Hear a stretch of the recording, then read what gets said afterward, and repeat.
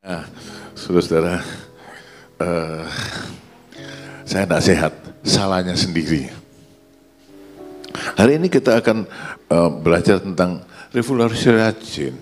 Slide adalah pernyataan atau keputusan atau tekad atau komitmen untuk segera, tidak menunda, tidak bilang nanti, tapi sekarang.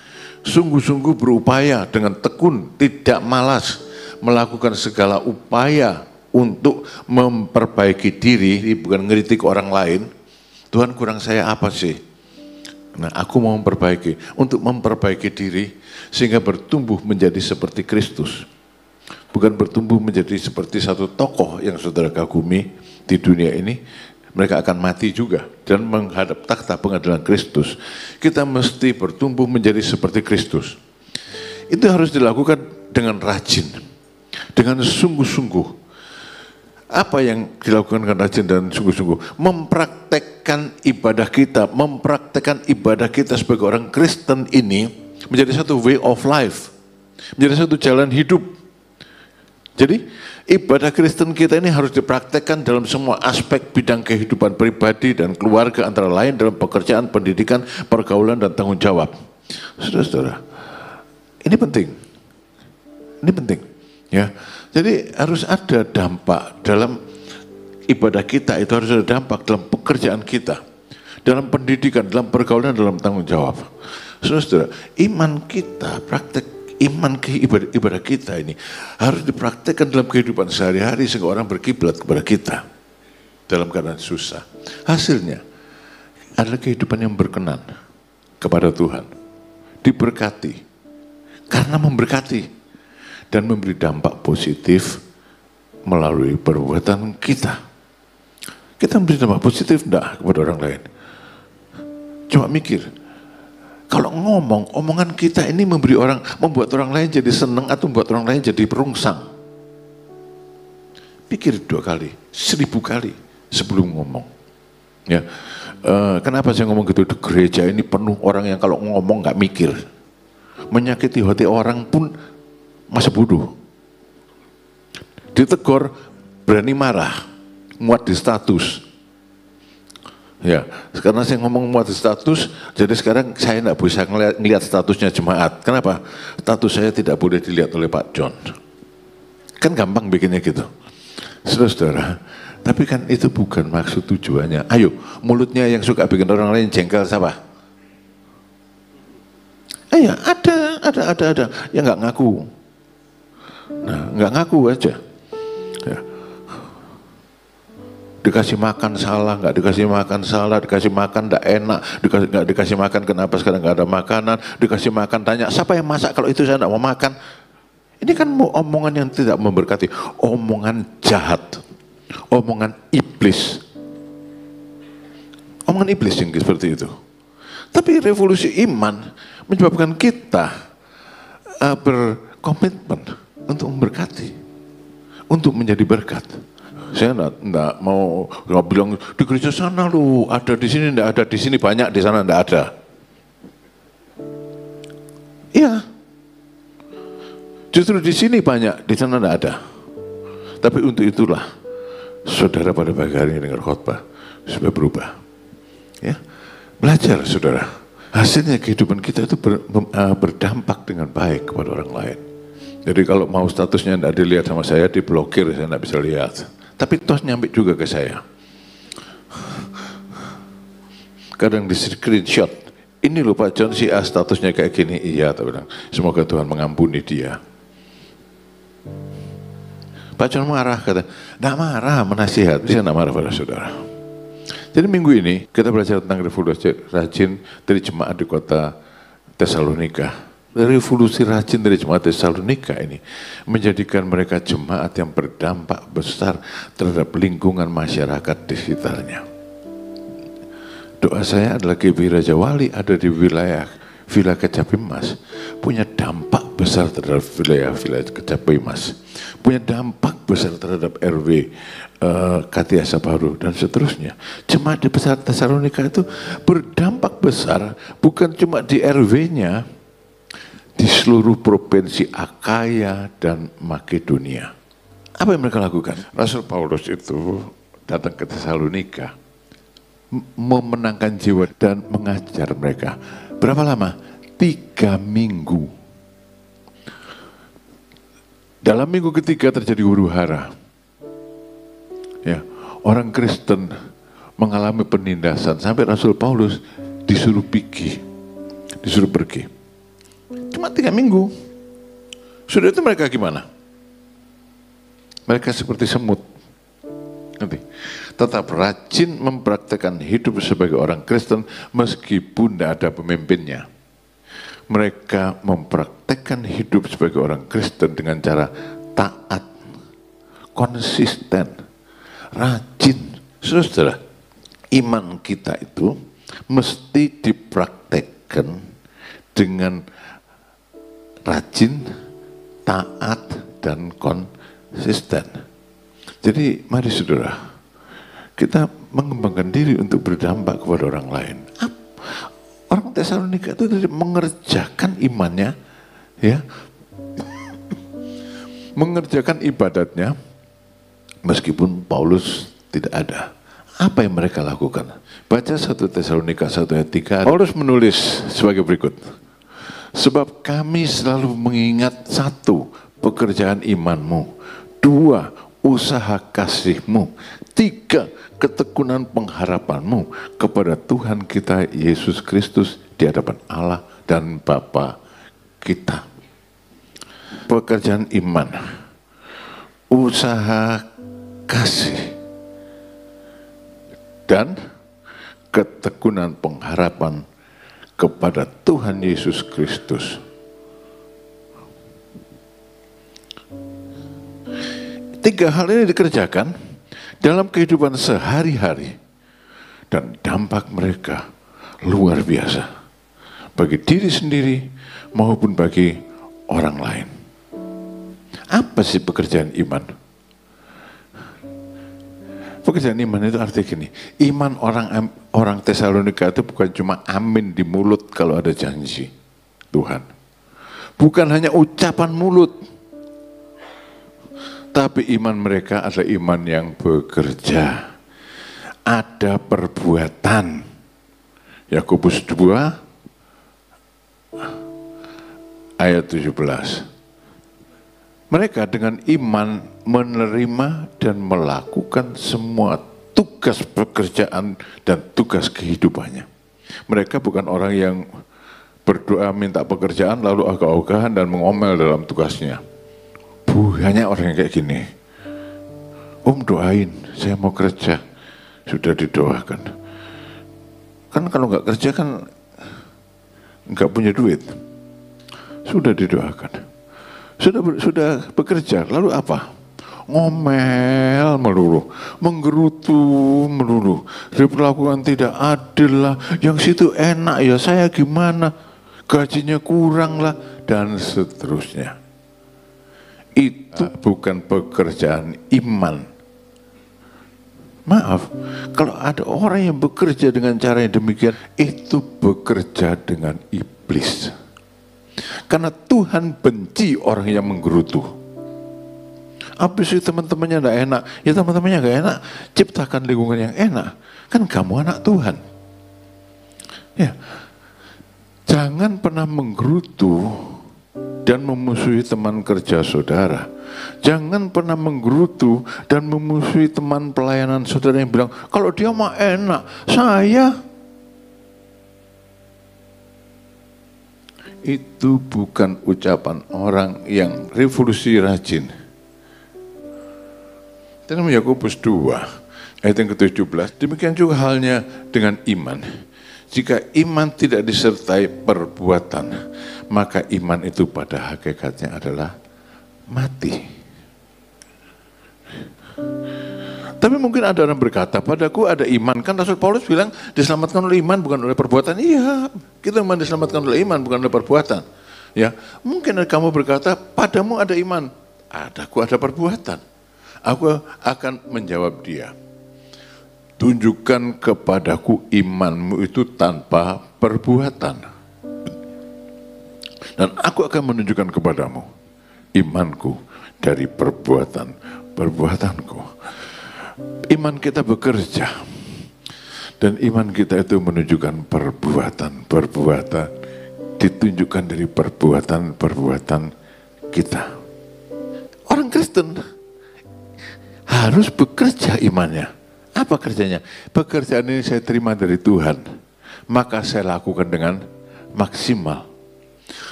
Ya, saya bilang pekerjaan iman, apa yang dikaruniakan Tuhan, lakukannya dengan sungguh-sungguh. Anak saya tidak kaya, tapi mereka bekerja dengan iman. Orang perempuan itu kan repot, seharusnya. Kalau kerasa dia ibu repot. Pagi ngurusi anak, ngajari anak. Untung anak saya enggak les di mana-mana, lesnya pakai Zoom. Habis itu ngajar di S1, ngajar di S2, membimbing S3, menguji S3. Sore ke gereja. Malam, jam 11 malam, telepon, lagi jahit. Non, lu lagi jahit apa? Saya bilang. Jahit pakaian tamburin katanya. Jahit pakaian tamburin, dia bilang. Pakai apa? Ya pakai mesin lah katanya. Oh wah lah, saya bilang. Dapat kekuatan dari mana? Dapat kekuatan dari mana? Pekerjaan iman. Iman memindahkan gunung. Lah, di sini belum apa-apa kok sudah sambat. Saudara-saudara, belajarlah, lakukanlah pekerjaan iman. Pekerjaan apapun yang dipercayakan pada saudara, lakukanlah itu dengan iman. Jangan ngomel terus. Jangan ngomel terus. Jangan ogah-ogahan. Ya. Mereka memiliki sikap bersuka cita, tidak menyerah, walau menghadapi tantangan terhadap iman mereka. Dalam 1 Tesalonika 1 ayat 6, dan kamu telah menjadi penurut kami dan penurut Tuhan. Dalam penindasan yang berat, kamu telah menerima firman itu dengan sukacita yang dikerjakan oleh Roh Kudus. Dalam tantangan, karena pekerjaan itu diterima dengan iman. Di tengah ketidakadilan, karena pekerjaan itu diterima dengan iman, mereka melakukan yang terbaik. Bagaimana saudara? Paling gak dihargai. Kan gitu. Sering itu saya dengar. Baik di gereja maupun di luar. Paling gak dihargai. Percuma gak dihargai. Penghargaan bukan datang dari manusia, datang dari Tuhan. Penghargaan akan terbukti pada waktu saudara melakukannya dengan benar. Yang kedua, usaha kasih. Orang Tesalonika itu menyadari bahwa apapun usaha mereka hanyalah sia-sia kalau tidak berdasarkan kasih. Pengkhotbah 1 ayat 2, kesia-siaan belaka, kata pengkhotbah, kesia-siaan belaka. Segala sesuatu adalah sia-sia. Pengkhotbah 1 ayat 2.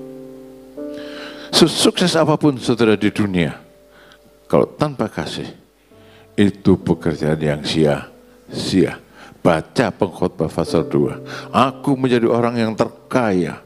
Aku membangun ini, aku melakukan itu, aku melakukan itu. Zaman dulu boleh punya istri banyak, aku mengumpulkan banyak istri. 300 istri, 1000 gundik. Cara melayaninya gimana, Salomo saya emang gak tahu. Ya, tapi akhirnya dia bilang, semuanya sia-sia. Apa yang tidak sia-sia? Apa? Usaha dari orang yang takut akan Tuhan, yang mengasihi Tuhan. Saudara-saudara, hanya kasih yang menyebabkan semuanya tidak sia-sia. Kan tahu ya dalam 1 Korintus 13, sekalipun aku dapat berkata-kata dengan semua bahasa manusia dan bahasa malaikat, tapi jika aku tidak mempunyai kasih, aku sama dengan gong yang berkumandang dan canang yang gemerincing. Sekalipun aku mempunyai karunia untuk bernubuat dan aku mengetahui segala rahasia dan memiliki seluruh pengetahuan, pointer yang karuan. Ya, IQ-nya 250. Dan sekalipun aku memiliki iman yang sempurna untuk memindahkan gunung, tapi jika aku tidak mempunyai kasih, aku sama sekali tidak berguna. Dan sekalipun aku membagi-bagikan segala sesuatu yang ada padaku, saking sugihnya, Ya, bahkan menyerahkan tubuhku untuk dibakar. Tapi jika aku tidak mempunyai kasih, sedikit pun tidak ada faedahnya kepadaku. Jemaat di Tesalonika, pekerjaannya tidak sia-sia. Karena mereka melakukannya dengan kasih. Apa yang mereka kasih? Usaha kasih itu bisa dilakukan bila mencintai pekerjaannya, mencintai tugasnya. Tugasnya apa? Asyir. Iya, saya senang jadi asyir. Kenapa? Saya kontak dengan semua jemaat, saya nyalami semua jemaat, saya bisa kenal mereka semuanya. Gitu. Usahanya apa? TU. Kenapa? Karena sebagai TU saya bisa tahu semua urusan dan saya bisa menolong menyelesaikan urusan-urusan orang lain yang bertalian dengan ketatausahaan dan sebagainya. Mencintai pekerjaannya. Saudara mencintai pekerjaan saudara? Atau cuma bilang, alah pekerjaan gini, cuan cia, sebetulnya sih buat apa sih kerja? Tapi karena butuh cia ya saya kerja. Saudara, itu kan pandangan hidup yang salah. Apapun pekerjaan yang saudara lakukan, lakukan dengan kasih. Mama saya itu Pak Koki yang nomor 1 di dunia. Saya ngomong sama adik saya, ya, iya, Mami memang paling kalau masak paling enak di dunia. Kenapa ya? Karena masaknya dengan cinta. Ya, karena masaknya dengan cinta katanya. Jadi masaknya tempe goreng, tahu goreng, sambal gorengnya gitu-gitu aja sama aja rasanya. Tapi diberikan dengan cinta. Saya dulu miskin saudara. Kalau pagi itu mami kadang-kadang nggak punya apa-apa, tahu ikan pindang. Ikan pindang itu. Ikan pindang itu digoreng, diambil dagingnya, diremet, ngerti diremet? Dia remet gini, ambil nasi, diurap sama nasi, sudah makan sana ya. Gitu. Diberikan dengan cinta. Bisa nggak bayangkan? Makan nasi putih dengan dicampur remetan pindang. Pindang 1 digoreng untuk orang 7. Dibagi untuk anak 7. Tapi dilakukan dengan cinta. Ya saudara, Tuhan membenci orang yang menggerutu. Tuhan membenci orang yang mengomel. Lalu, mengasihi orang yang memberikan tugas dan pekerjaan, mengasihi majikannya, mengasihi atasannya. Ya, jangan dilanjutkan. Saya harap saudara mengasihi atasan saudara. Mengasihi orang-orang yang mendapat manfaat dari tugas dan pekerjaan mereka. Mengasihi orang-orang yang mendapat manfaat dari tugas atau pekerjaan mereka. Usaha dan pekerjaan mereka memberi dampak positif. Saya pikir itu yang Tuhan mau. Meskipun diperlakukan tidak adil, tetap bekerja dengan maksimal karena iman. Meskipun diperlakukan tidak adil, tetap dilakukan dengan kasih. Karena hidup ini kan tidak berorientasi sama uang, saudara. Orientasi hidup itu bukan uang. Uang itu hanya alat. Uang itu hanya alat. Ya. Jadi mari saudara, hiduplah berdampak. Jangan mikirkan cuma diri sendiri, berkat untuk diri sendiri, mujizat untuk diri sendiri, semuanya untuk diri sendiri. Saudara dipanggil untuk hidup berdampak. Ini yang muda-muda ini tadi itu. Ya. Iya, belajar ya. Hidup itu harus berdampak. Hidup itu harus berdampak positif untuk orang lain. Bukan duit. Saya kasih tahu, duit bisa jatuh dari langit. Duit itu dengan gampang bisa jatuh dari langit, diuber juga nggak dapat. Tapi kalau kamu punya hidup yang berdampak, ya, saudara akan mendapatkan apa yang saudara perlukan. Yang ketiga, ketekunan dalam pengharapan. Kita ini bukan orang yang hidup tanpa harapan. Kalau hidup tanpa harapan ya itu ngomel baik kerjanya. Bangun ngomel. Pokoknya ngomel terus lah. Tidak ada benernya. Semua orang salah. Hanya aku yang benar. Tapi kita itu dipanggil dalam kehidupan yang berpengharapan, saudara. ada masa depan.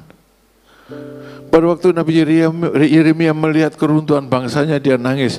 Nanti dulu, kata Tuhan. Ada masa depan. Orang-orang akan kembali lagi ke tempat ini. Mereka akan membangun dan hidup dengan baik. Saudara-saudara, pandangan kita mesti tujukan ke depan, bukan yang sekarang ini. Tapi perlu saudara memperhatikan yang sekarang ini, tapi jangan teman-teman. Saya kesandung bolak-balik, saudara. Jalan itu hati-hati, itu kayak mau jatuh. Kesandung lagi. Di rumah saya itu di sebelahnya ada bank. Dekat situ tidak jauh lah, paling 30 meter itu ada Indomaret.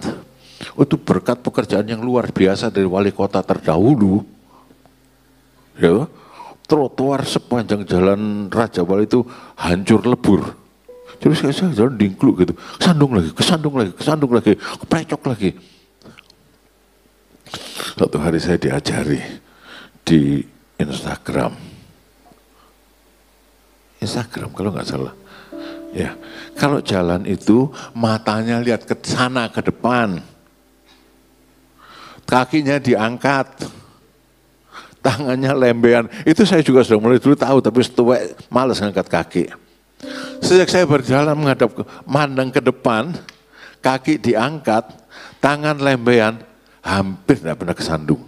Paham enggak, saudara? Paham enggak? Kalau hidup ini saudara cuma lihat sekarang aja, jatuh bangun, saudara. Pasti jatuh bangun.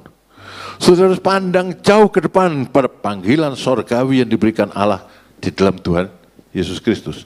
Dan berlari-lari menuju panggilan itu. Pandang Tuhan saja. Ya, apa yang kita harapkan? Kepada jemaat di Tesalonika, Rasul Paulus bilang tentang kamu berdampak. Sebab kamu itu punya pengharapan. Apa pengharapan mereka?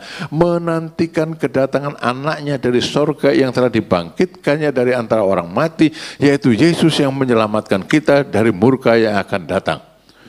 Jemaat di Tesalonika dan kita harus tekun menantikan kedatangan Tuhan Yesus, second coming. Tapi kalau saya pernah ngomong gitu, aduh mati aku ya, Tuhan Yesus mau datang. Kok mati? Tuhan Yesus mau datang itu sudah hidup, kalau mati masuk neraka. Ada yang komen gitu, mati aku ya, Tuhan Yesus mau datang. Loh kok Tuhan Yesus mau datang mati? Ini harus menjadi pengharapan yang dipegang teguh, yang betul-betul diharapkan. Ya, enggak pernah nyanyi tentang kedatangan Tuhan, mana bisa berharap pada Tuhan, ya kan? Ya, tadi nyanyiannya sih bagus-bagus. Siapa sih mimpin tadi ya? Nyanyiannya bagus, liriknya bagus, semuanya bagus. Tapi orang sekarang itu, gereja sekarang ini kalau nggak waktu kenaikan Tuhan nggak pernah nyanyi tentang kedatangan Tuhan Yesus yang kedua kalinya. Betul tak? Karena kita hidup di bumi, memandang bumi, tidak punya harapan untuk masa depan. Jemaat di Tesalonika ini bisa berdampak dengan sungguh-sungguh. Karena mereka tidak hidup untuk dunia ini. Mereka hidup memandang masa depan. Hidup dengan cara menggunakan mamon yang tidak jujur untuk mencapai kehidupan yang kekal. Nah ngerti ya? Saya tuh ini istri saya nanya, satu teman dokter di sini juga nanya, apa sih maksudnya itu? Ya, hidup memakai duit yang ada sekarang ini bukan untuk diri sendiri, tapi untuk masa yang akan datang. Apa asuransi? Bukan. Untuk sorga, saudara. Untuk Tuhan Yesus datang yang kedua kalinya. Ya, kalau kita punya pengharapan tentang Yesus yang akan datang kedua kalinya, saudara nggak mungkin jadi orang medit. Karena ada janji Tuhan Yesus toh. Secangkir air yang sejuk diberikan kepada orang tidak pernah sia-sia. Tidak percuma. Karena Tuhan memperhitungkannya. Kalau kita punya pandangan ke depan, saudara, mana ada sing medit sih? Jadi saudara-saudara, Mari kita belajar. Orang yang punya pengharapan untuk masa depan, gemar memberi. Ya, gemar memberi. Amplop persembahannya tidak dibawa pulang, dikembalikan dan diisi. Ya kan? Karena menggunakan mamon yang tidak jujur untuk masa yang akan datang, untuk kekekalan. Memberkati. Saudara-saudara, mari kita bikin hidup kita ini berdampak. Kembangkan kehidupan kita, saudara. Kembangkan usaha saudara dengan iman, dengan kasih, dan dengan pengharapan. Kembangkan pelayanan saudara dengan iman, dengan kasih, dan dengan pengharapan. Kembangkan pembicaraan saudara, omongan saudara dengan iman.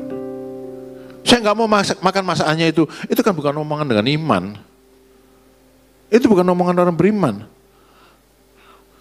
Kembangkan omongan yang beriman, omongan yang mengasihi, dan yang penuh pengharapan. Sebab apa? Semua kata sia-sia yang diucapkan manusia akan dipertanggungjawabkan kalau Yesus datang yang kedua kalinya. Jadi hati-hati kalau ngomong. Saudara, pikiran saya udah kacau ini memang ya. Kalau saudara tahu gulanya 400, kerasa kayak mana ya? Bangun aduh 400 itu. Salah dewek, tapi salah dewek. Ya sudah, tapi saya bisa menyelesaikan, nak pingsan toh. Semoga saudara diberkati.